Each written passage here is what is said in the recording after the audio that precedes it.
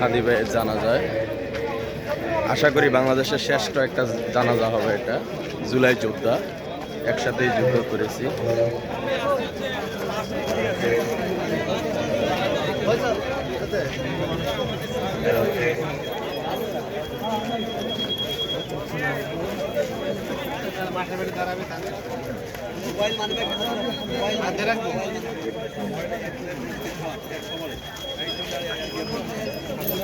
পাঁচই আগস্টে এসেছিলাম, 6 আগস্ট এসেছি, আর আবার আজকে।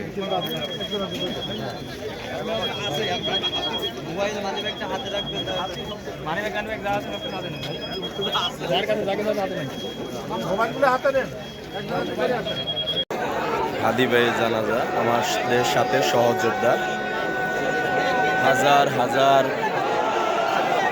জনগণ। এখানে টাকা দিয়ে কাউকে আনে নাই, দাওয়াত দিয়েও কাউকে আনে নাই, কেউ কারো আত্মীয় স্বজন না। 24-এর যোদ্ধা।